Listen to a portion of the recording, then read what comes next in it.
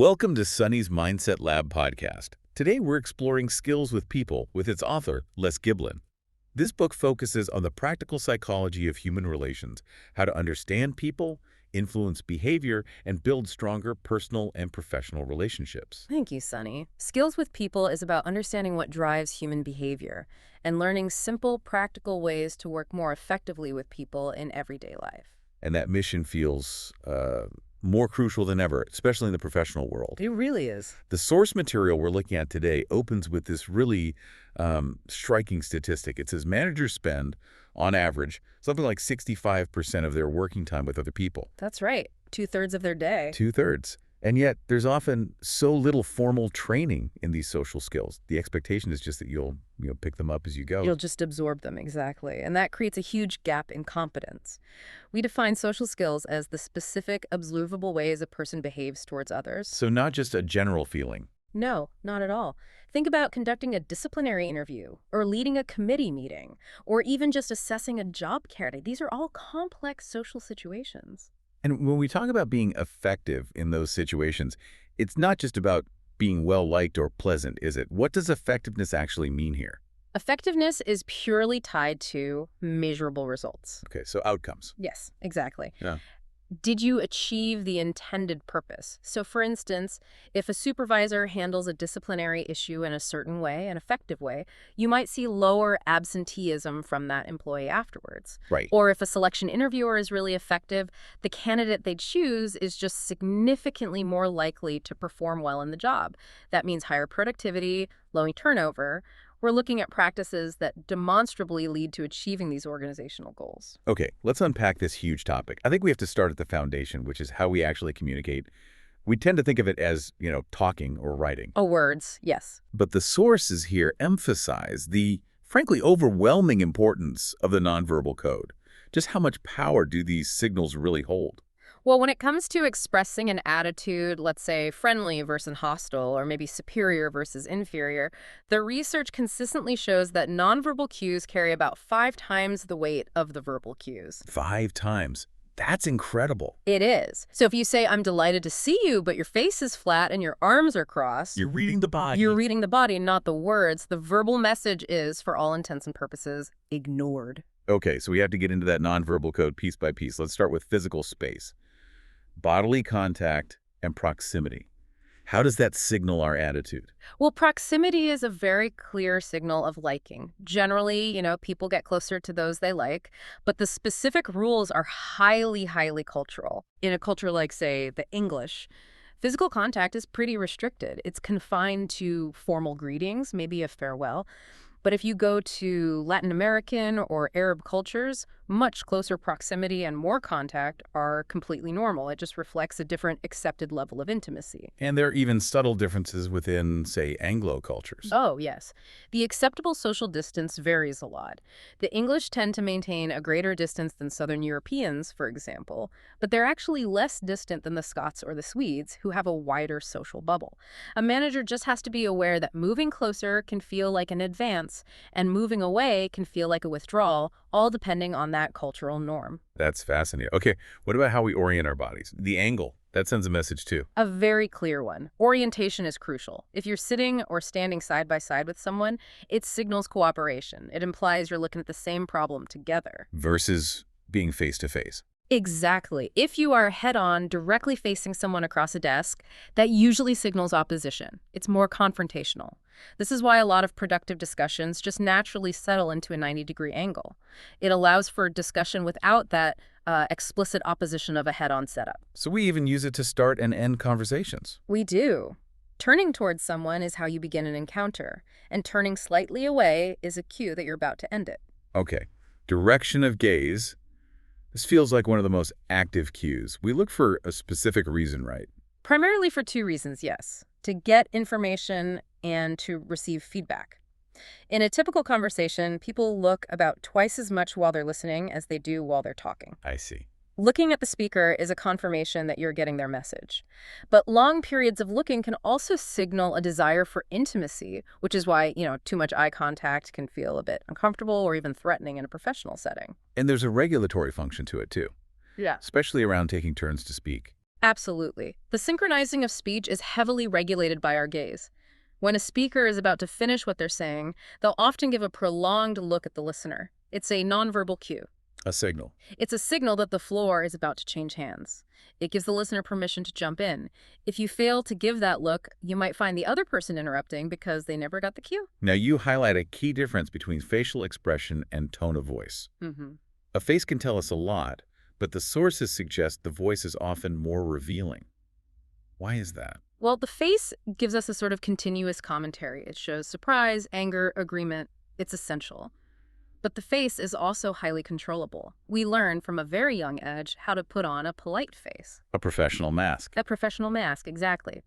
The tone of voice, however, is much harder to control because it's fundamentally linked to our physiological state, our emotional tension, our adrenaline. This makes it a much better indicator of a person's true emotional state or their attitude than their consciously controlled facial expression. So if we bring the verbal and the nonverbal together, what are the three main functions of these signals in our conversations? Okay, so first and most obviously, they support and sustain our verbal communication. This is what the linguist Abercrombie meant when he said, "We speak with our vocal organs, but we converse with our whole body." Right. Vocal changes, gestures, they aren't just for show. They indicate grammatical structure, emphasis, intent. A pause can signal importance. A gesture can show size. It's the nonverbals that tell you if a statement is a serious comment or a question or, sarcasm. And the second function is more about the relationship itself. That's the management of the social situation. Your posture, your facial expression, your tone, these convey your core interpersonal attitudes. Friendly, hostile, superior, inferior. These signals define the type of relationship you're having, often completely bypassing the words themselves. So a compliment delivered with a dismissive tone. Is not a compliment. The relationship is defined by the tone, not the words. And the third function is much more practical. Wow. Replacement. Yes. Sometimes the nonverbal signal becomes the language itself. This happens when speech is just impossible. Think of a noisy factory floor or scuba divers underwater. The key takeaway for a manager is that if you only rely on, say, an email or even a phone call, you miss all those essential nonverbal cues that define the relationship and manage the social dynamics. You lose a huge part of your toolkit. This leads us really well into the next idea, which is thinking of social performance as a motor skill. This is a big shift, isn't it? It moves us from thinking about communication as just an exchange of information to seeing it as a dynamic, goal-oriented skill. That's the core idea. It's a skill that has to be learned and refined. So how does this feedback loop work? You need to see any interaction as a continuous cycle, kind of like a tennis player adjusting their serve mid-swing. Right. It starts with a goal. For instance, a manager needs to know why an employee is underperforming. Good. That goal is then translated into motor responses, a specific open-ended question, a supportive tone of voice. These responses are then perceived by the other person. The employee feels safe enough to talk. And they give feedback. Exactly. They provide feedback, both verbal and nonverbal. The manager then takes corrective action based on that feedback. Maybe they adjust the next question or change their posture. And that whole process leads to greater knowledge and skill for the next time. It's a constant loop of adjustment. That idea of sequential influence, A controlling B, it shows just how subtle these interactions are, especially with reinforcement. It's often completely unconscious, but it's incredibly powerful. The simplest sequence is, A asks a question, B answers. But the real mechanic is that A reinforces B, and B repeats whatever action was reinforced. Do you give an example? Sure. If a manager nods and smiles or says, when a subordinate is talking about positive new ideas, that subordinate will naturally talk more about positive ideas in the future.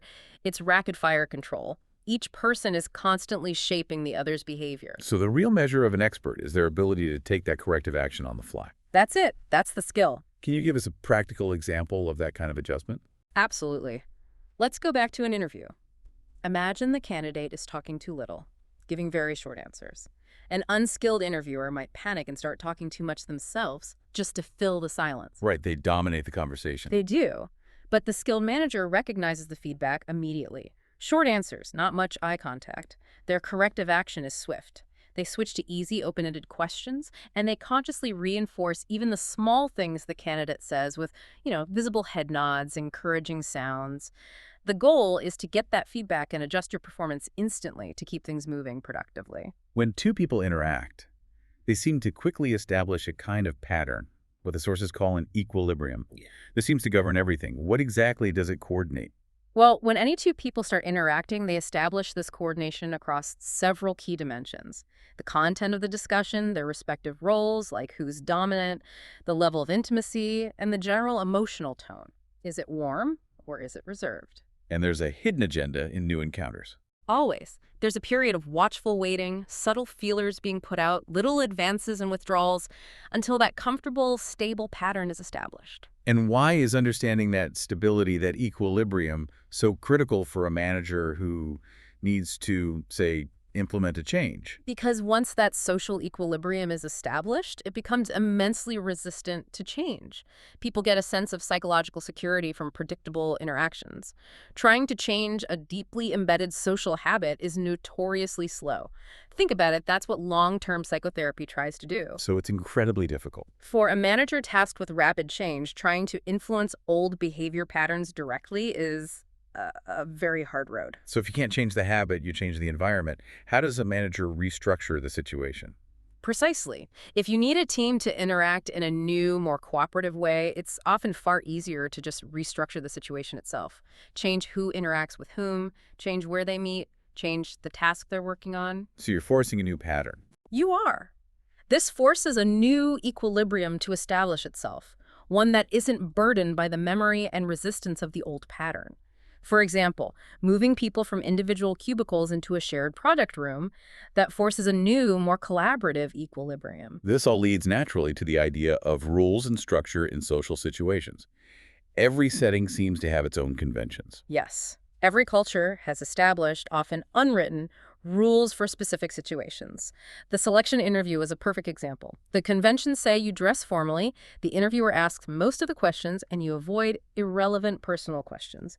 These fixed structures allow the interaction to be predictable and efficient. And when those rules are broken? When these essential, agreed-upon rules are broken, people get confused, they get defensive, sometimes even hostile, and that undermines the entire purpose of the interaction. Let's shift our focus now from the foundation of behavior to the core skill of communication itself. And we have to start with perception, how our brains actually process messages. The book argues that perception isn't passive, it's a dynamic, creative activity. What does that mean for the information we take in? It means we have to select and distort. We are just bombarded with a huge amount of sensory information, and we can't possibly process all of it. So we select what's relevant, and we simplify the rest. And that distortion isn't random. No, not at all. Psychologists have found very clear rules. People simplify complex inputs. They shift information towards a better design, making things seem more probable or organized than they really are. And critically, they assimilate new information to something they already know. Like the manager who forgets all the small talk from a dinner but remembers the key details about a business deal. He's assimilated what matters to him. That's a perfect example. And this assimilation is governed by two major filtering rules. Information is most readily perceived and therefore remembered if, one, it's relevant to your current needs and interests, and two, if it confirms your existing views and attitudes. And that's a huge barrier for management, right? It's a critical barrier. Information that fundamentally challenges someone's established attitudes has to be presented with extraordinary force just to get noticed, and even then, it's likely to be rejected or rationalized away. This filtering rule really puts a spotlight on source credibility. The messenger seems to be just as important as the message. Oh, absolutely. The source is a powerful filter that decides whether the information even gets past your initial guard. We naturally pay far more attention to messages that come from a superior or a trusted friend or someone who is highly respected in their field. The research identifies two types of persuasive speakers, the expert and the attractive speaker. How are they different? The expert convinces you intellectually. You rely on them for unfamiliar or ambiguous information because you trust their competence. The attractive speaker, on the other hand, persuades more generally. Their pleasantness, their appearance, how you judge them as a person, that makes you more receptive to their ideas. We often judge the messenger as a stand-in for the truth of the message. Let's talk about the choice of media. Why is direct, face-to-face communication so much more powerful than, say, a written memo or a loudspeaker announcement? Well, a speech heard directly produces significantly more opinion change and a lot less hostility than the exact same speech delivered over a loudspeaker. Why is that? Part of it is just social compulsion. You feel obligated to be more attentive when someone is right in front of you. But critically, the direct speaker can make immediate, spontaneous adjustments. They can change their tone, their wording, their posture, all in real time, based on the nonverbal feedback they're getting. Written or recorded communication just can't do that. There's a really sharp anecdote in the Sources from the Coal Industry that shows what happens when management relies on impersonal media. It's a painful lesson, yes. Yeah. In the 1950s, the management of the coal mines distributed enormous amounts of information, pamphlets, letters, everything, all stressing the need for higher output. Yeah, and the result? The impact was zero. As one manager admitted, nobody bothered to read it. They found that general talk at mass meetings was equally useless. It just shows that distributing information, even from the highest authority, is pointless if it doesn't engage the listener personally and directly. So once you've captured attention and gotten past those perception filters, how do you structure your message to make sure it gets into long-term memory? You have to design the communication around the limits of memory. We have a short-term memory, which is small and easily overwritten. Think of it like a crowded little whiteboard. Long-term memory is vast and seems permanent, but getting things into it is the challenge. Right. So to move information from that small whiteboard into permanent storage, you have to use specific organizational principles. The first one is about structure. Whole part whole. Yes. You always start by presenting the overall framework, the big picture, first. If you're teaching a poem, you read the whole poem before you start memorizing the verses. This gives the listener an anchor, a context for all the details that are about to follow. And the second principle deals with the sheer amount of information. Grouping. The human ability to learn just drops off dramatically after about 7 or 8 items. If you try to list 12 unconnected actions for a subordinate to remember, it's just cognitive overload. So you have to chunk it. You have to chunk it. The skilled manager groups information into meaningful chunks based on similarity or function. So instead of remembering 12 things, the listener only has to remember 3 groups of 4. It makes complex instructions manageable and dramatically increases retention. These memory findings essentially provide the blueprint for any effective talk or report then. They absolutely justify the classic successful structure. First, you have to motivate attention by stating the problem clearly. You have to answer the audience's unspoken question, why should I care? Then you set the scope. You present your grouped, structured points, and then you conclude by repeating the essential message. That repetition is key for memorability. And for a detailed report, the standards are even higher. Right. A good report aims to leave the reader as informed as the writer, but with their mind free to make an objective decision. It demands a very clear structure, a separation of facts from the writer's opinions, and it needs to signal any potential sources of bias. A successful report repeats the most important information 2 or 3 times in the intro, the body, and the conclusion, just to ensure it penetrates the reader's memory. Okay, let's turn to attitudes. These are the internal mental shortcuts we use, and they are notoriously hard to change. What 2 primary functions do they serve for us? Attitudes are complex. First, they act as a shortcut for judging new experiences. We don't have to reassess everything from scratch. Second, and this is critical, they help us gain acceptance in a group. Our attitudes align us with our peers, giving us a sense of belonging. Which makes them very hard to give up. Exactly, because they're fundamental to our sense of identity and security. Trying to alter them is difficult. They're supported by a lifetime of reinforcement. It's why cytotherapy is such a slow, uncertain process. So given that deep resistance, what is the single most effective way to change attitudes? The evidence points overwhelmingly to one thing: group participation. Participation. Yes, the more active a part an individual takes, the more profound the change. The classic example is role-playing. When people were asked to actively act out the part of an opponent, to argue persuasively for a policy they privately disliked, their own attitudes shifted far more than people who were just passive observers. Because they're embodying the other viewpoint? They are. Commitment and action deepen the imagination and the understanding of the other side. For a manager presenting a case, especially a controversial one, there are 3 specific rules for minimizing resistance. Let's start with the structure of the argument. Okay, first, when you're presenting a controversial issue, you must state both sides of the case. Always. Unless your audience is completely unintelligent, or you can guarantee they will never hear the other side. Assuming your audience is thoughtful, presenting both sides shows fairness, it inoculates them against counter-arguments later, and it makes your own case seem much more objective. And what about the sequence of the information? You give the good news before the bad news. Bad news, even when it's necessary, provokes immediate resistance. You can feel the audience shut down. Leading with positive information keeps them attentive and receptive, so they're more willing to listen to the difficult part that follows. And finally, the conclusion. Be clear. State your conclusions explicitly.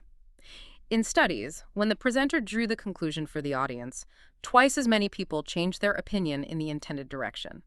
This is especially vital for complex issues, or for audiences that might struggle to synthesize the final takeaway themselves. Let's flip this now and look at upward communication, getting crucial information from a subordinate up to a superior. The hierarchy itself seems to be a major barrier. Why is it so hard to get accurate information from below? There are both physical and psychological barriers. Physically, subordinates just have fewer facilities. No secretary, no duplicating machines. Their reports can seem less polished. Psychologically, their information can seem parochial to a senior manager who's dealing with bigger, more abstract issues. But the biggest barrier is the fear of bad news. That's the critical one. Accurate bad news coming from below often results in extra demands on the superior demands for resources, for help, for intervention. It's actually a disincentive for the superior to even listen. And that creates a huge psychological barrier for ambitious employees. They're afraid of looking bad. That is the most potent finding. One study showed that middle managers with the strongest desire for promotion communicated least accurately with their superiors. Really? Yes. They actively suppressed, filtered, or distorted negative information because they feared it would reflect badly on them and hurt their career. The system inadvertently punishes the delivery of truth. So if the system itself discourages honest reporting, what can managers do to encourage that upward flow? While Planey and McCaver suggested a few solutions. Regular, structured briefing sessions with immediate bosses. Supporting supervisors clubs to exchange information outside the hierarchy. But crucially, they said senior managers should prepare a detailed list of what they expect to be reported on and then actively check that they heard from everyone. So no one can stay silent. Exactly. And fundamentally, a more democratic, consultative style of leadership helps break down that fear barrier that causes subordinates to hoard bad news in the first place. Okay, let's move into some very structured interactions now, starting with one of the most critical, the selection interview. The skill here isn't just about reading the candidate, is it? The process has to start way before they even walk in the door. Planning is everything. The foundational error is rushing the assessment. You have to take the job description, the list of duties, and convert it into what we call a man specification. A man specification. Yes, it's the precise yardstick you use to assess the candidate. It details the required experience, essential abilities, special training, past record. If you don't have a clear man specification, your interview is just a pleasant chat, not an accurate assessment. And what are the necessary social conventions for this formal structure? Well, the selection interview needs to follow conventions. It lasts, say, 10 to 60 minutes. The interviewer asks most of the questions and takes notes. But there's a key social skill that's often overlooked. The interview must be a rewarding experience for the candidate, even if they're rejected. Why is that so important? Because that candidate becomes an ambassador for your company. Their experience reflects directly on your organization's reputation. What's the most effective technique for assessing personality and future fitness, especially since candidates are obviously nervous? The skilled interviewer focuses intensely on probing for past behavior. Past behavior. A candidate's current nervousness is a poor predictor of anything. Instead, you ask, how did you handle the most stressful situation you faced in your last job? Or, describe a time you received constructive criticism. How they reacted in the past is a far better predictor of their stability and social skills than how they're feeling in that moment. And how does an interviewer use that corrective action skill we talked about earlier when they face a difficult candidate, like someone who just talks too little? This is where that motor skill training comes in. You recognize the feedback silence, one-word answers, and you take corrective action. First, you switch to easy, open-ended questions. Questions that are almost impossible to answer with just yes or no. And you reinforce what they do say. You have to. You actively reinforce the limited things they do say with nonverbal cues. Head nods, eye contact, encouraging sounds like yes, yes, or go on. And crucially, the interviewer has to resist the urge to fill the silence by talking too much themselves. You should aim to be speaking for no more than 25% of the time. But even with all this structure and skill, how effective is the interview process itself?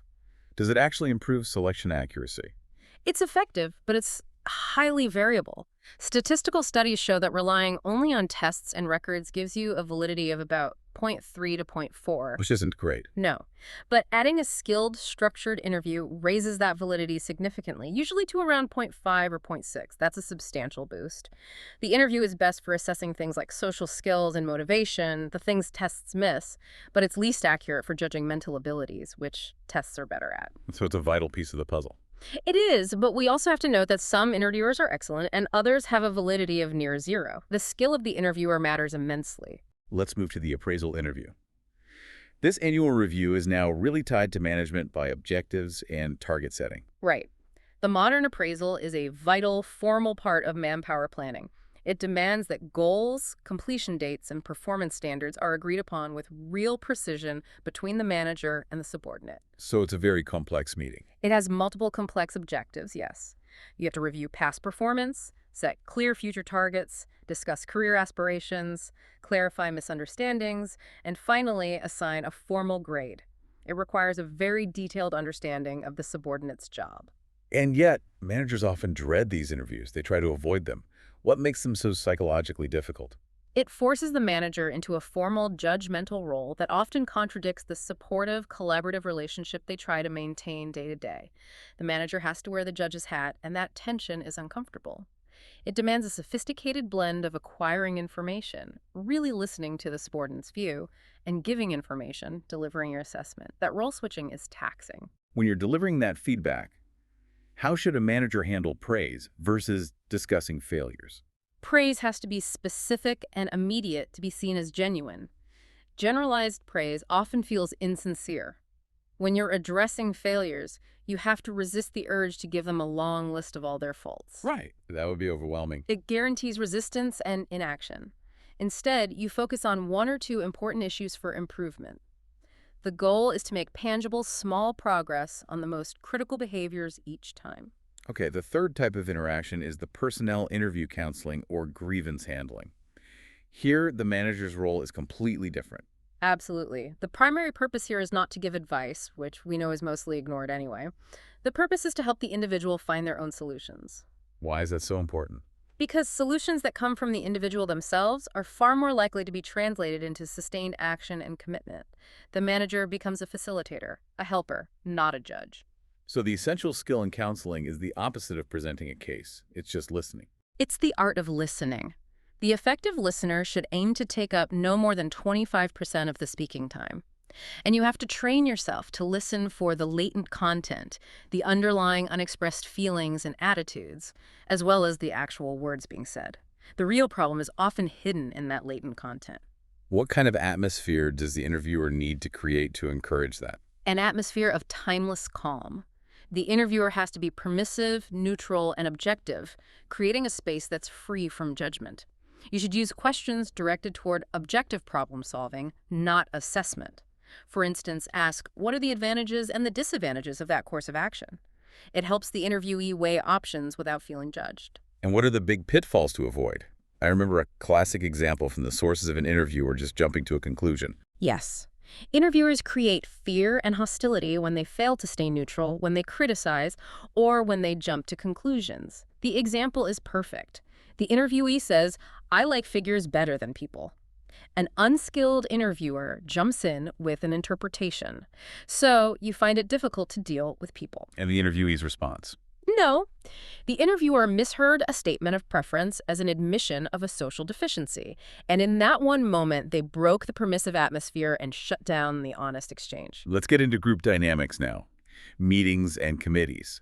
We need to distinguish between these two first. The distinction is critical. A meeting is consultative. The manager consults others to get their views, but the manager still makes the final choice. A committee, however, is a decision-making body. So the commitment is different. Entirely different. The members of a committee must accept the group's decision, even if they personally disagree. If they can't, they have to resign. The stakes are much higher. What's the optimal size for these groups? Generally, not fewer than 5 and not more than 15 people. Very small groups, like pairs or threes, often get bogged down in personal relationships instead of focusing on the task. But if a group gets too large, it starts to fragment, cliques form, and the hierarchy dominates. Large groups need formal rules just to function. The committee process is always affected by what's called the hidden emotional agenda. This sounds like the real work happening under the surface. It is. While the group is working on the intellectual task, the stated agenda, the discussion is constantly being affected by this emotional task. Clashes of personality, subtle bids for power, veiled hostility to the leader, people with their own axes to grind. And the chairman has to manage that. The chairman's highest skill is recognizing this hidden agenda and making the tough call about whether to suppress it to stay on task or to encourage its expression to clear the air. What are the specific techniques a good chairman uses to keep things moving forward? The chairman's main tool is the question. They use questions to uncover facts, to get opinions, to redirect the discussion, and they should generally not contribute their own views directly. A key technique is to frequently summarize the progress. Like a status check. Exactly. We seem to have settled point A, and the agreement is X. Now we turn to point B. This shows the group they're making progress and clarifies the next step.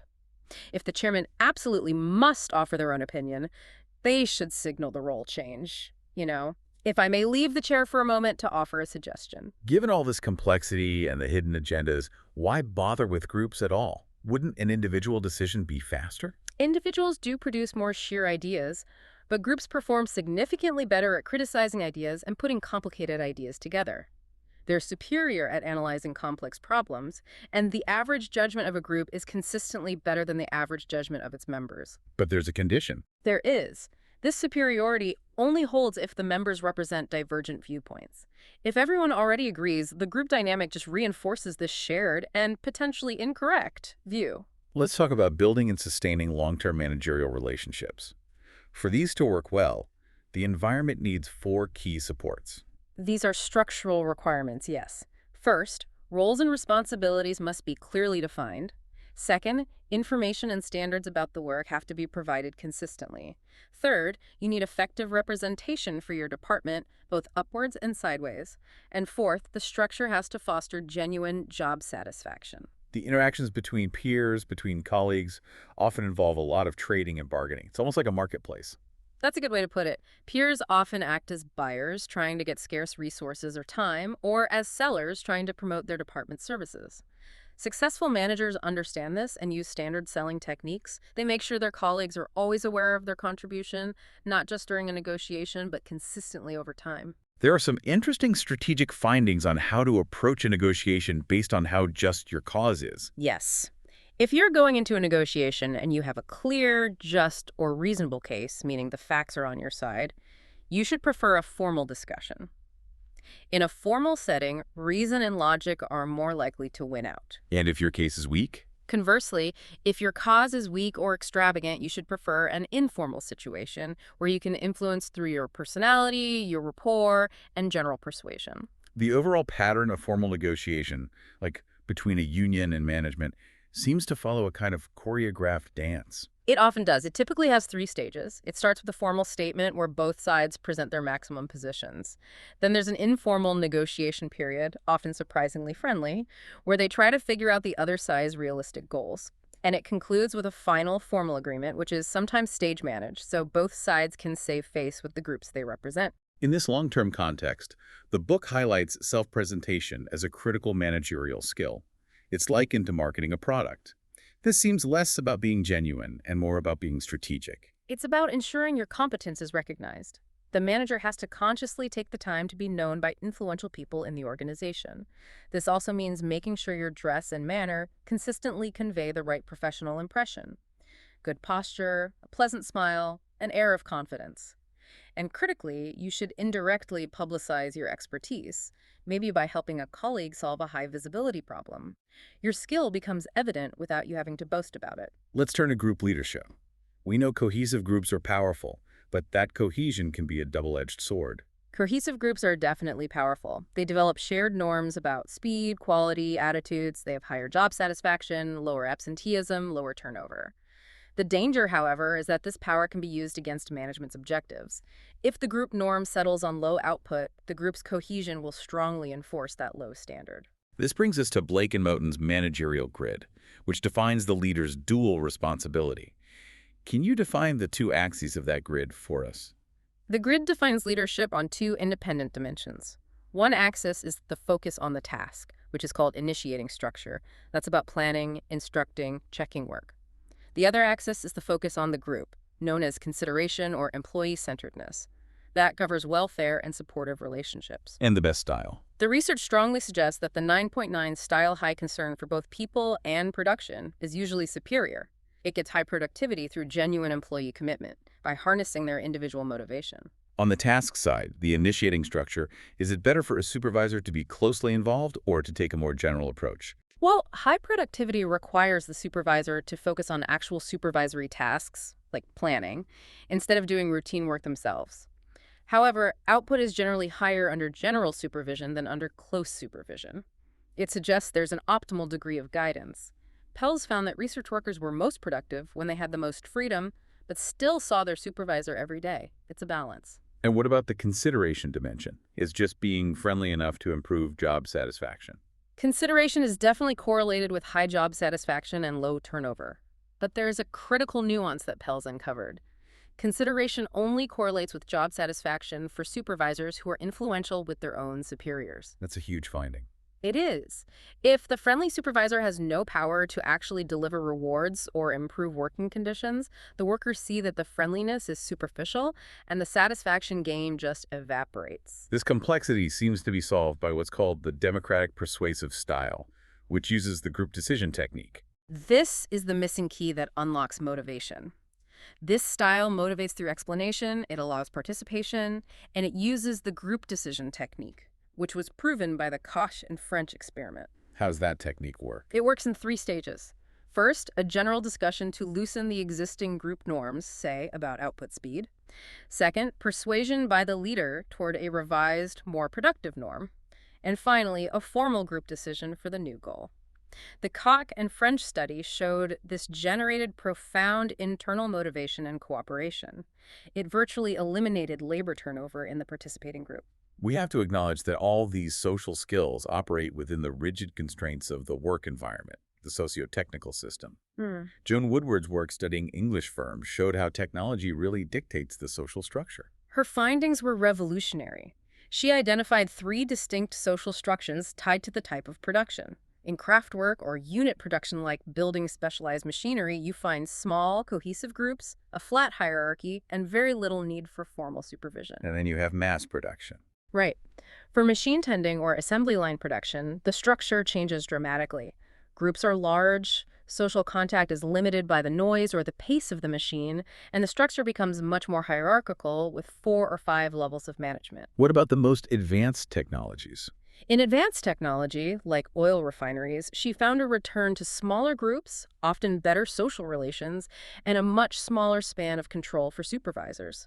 It showed conclusively that there's no single best social structure. It has to match the technology. Burns and Stalker's work contrasted management systems for stable environments versus those needing constant change. They define 2 systems. The mechanistic system is for stable, routine production, like making rayon yarn. It has clear job definitions, vertical communication, and hierarchy control. The organic system is for rapid technical change, like in electronics firms. It features ambiguous roles, constant lateral communication, and diffused responsibility. And the stress in that system comes from the ambiguity. Exactly. It comes from the confusion over who is responsible for what at any given moment. So all this research establishes that managers can consciously engage in what's called social engineering. They can restructure the technical system to get better social outcomes. Absolutely. One of the core strategies is job enrichment, redesigning jobs to increase interest, variety, and responsibility. This might mean job rotation or adding elements of planning to a worker's tasks, making the job psychologically more rewarding. The classic illustration of this comes from the Tavistock Institute's coal mining experiment with the longwall method. This is a profound example of socio-technical design. It's the perfect case study. The introduction of the longwall machine mechanized the cutting process, but it inadvertently destroyed the traditional, multi-skilled, cohesive team structure the miners relied on. And the result was disastrous. It was. Low productivity, high sickness rates, high absenteeism. The men lost their sense of belonging and responsibility. So what was the innovative fix? The composite longwall method.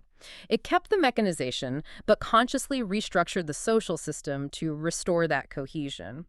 Men were regrouped so they acquired all the skills, they could rotate tasks, and they were paid as a whole team. They had collective responsibility for the entire cycle. And the result? Dramatic and immediate. Output rose significantly and absenteeism plummeted. They successfully integrated the new technology with a socially satisfying way of working. Finally, let's briefly touch on how different incentive systems change the supervisor's social role. The choice of incentive dramatically changes the dynamic.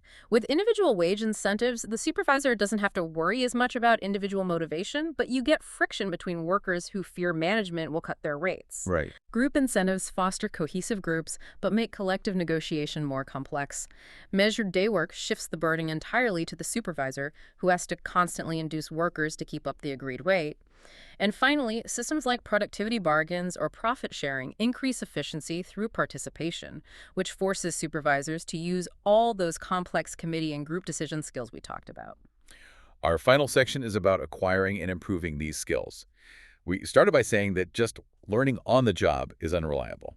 This point seems really important to emphasize. We can't overstate this. Experience alone is not enough. Many experienced managers learned outdated, even authoritarian styles just through years of practice without any real feedback. We know the impact is huge. Supervisory behavior alone can account for productivity variations of 2-to-1 and up to 4-to-1 in absenteeism rates. Simple copying without feedback and practice is not enough. So if an organization invests in training, how do they rigorously assess if it was effective?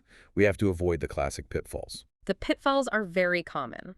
Management often just asks trainees if they found the course useful. That only assesses satisfaction, not a change in behavior. Or they compare before and after questionnaires.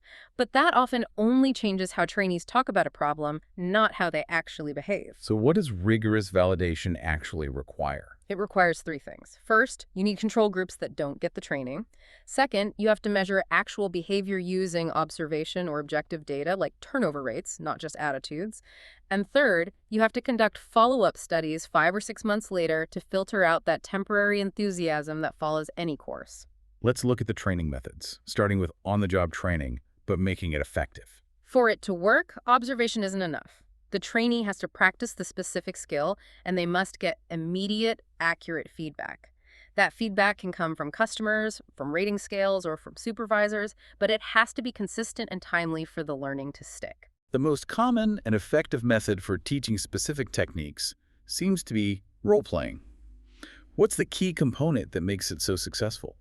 Role-playing is incredibly effective for teaching specific techniques, like running a meeting. The key component that revolutionized it is videotape playback. Seeing yourself. Watching yourself perform provides immediate, objective, and accurate feedback. You get instant insight into your nonverbal cues and posture that no amount of verbal correction can achieve. But it does require careful management and a highly skilled tutor who can give constructive commentary without destroying the trainee's confidence. What about sensitivity training, or T groups? They have a much broader objective. T groups aim to heighten a trainee's overall awareness of interpersonal behavior, how they are seen by others. The findings show that 30 to 40% of trainees do genuinely improve in sensitivity.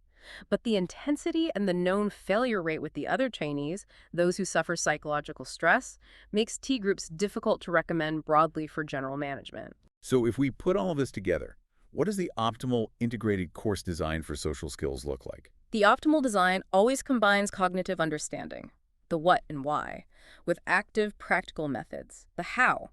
The basic unit should be lecture plus discussion plus role-playing plus immediate feedback.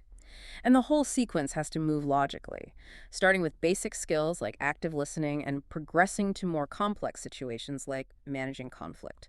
Proficiency isn't instant. It requires time, practice, and structured learning. Les, thank you for sharing the timeless insights from Skills with People. This conversation gives our listeners a clearer understanding of human behavior and how to work more effectively with people. Thank you, Sunny. I hope these ideas help your listeners improve their relationships and handle people with greater understanding and confidence. This has been Sunny's Mindset Lab. Thank you for listening, and we'll see you in the next episode.